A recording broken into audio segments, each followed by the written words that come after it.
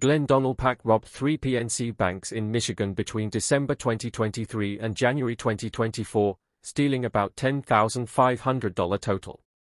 But Pack made a huge mistake. He posted photos on his public Facebook page posing with large stacks of cash while wearing the exact same clothes he wore during the robberies. In one post from December 24, Pack was fanning several bills while wearing the same sweatpants as the Harper Woods robbery and the same shoes from the Hamtramck robbery. Police found multiple photos on his phone of him with guns, in front of the getaway car, wearing the same mask and jacket from the robberies. His own social media posts became the evidence that convicted him. Willie Dobbins, 19, tried to steal money that was kept in the roof of Fraser Elementary School in Natchez, Mississippi.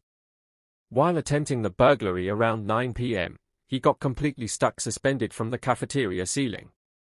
Unable to move, he had to call 911 himself to be rescued. When Natchez Police and Fire Department arrived, they found him dangling helplessly from the ceiling. They quickly freed him, but instead of getting to go home, he was checked at the hospital for injuries and then taken straight to jail.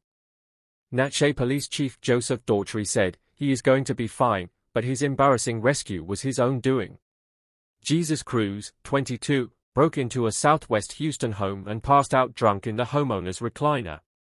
When the woman came home, she found Cruz sound asleep in her living room with his pockets stuffed full of watches, jewelry, and change he'd stolen from her. Lieutenant J.C. Wood said he might have been out on an all-night binge, decides to break into the house at nighttime and he got tired.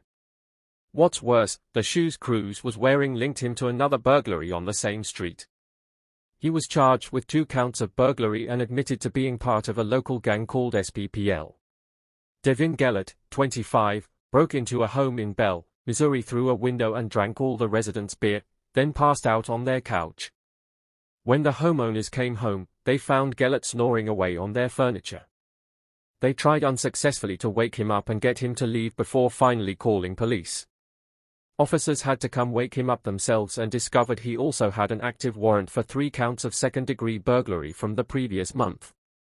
He was arrested on $60,000 bond for trespassing, stealing, property damage, burglary, and his outstanding felony warrant. Talk about getting caught napping on the job.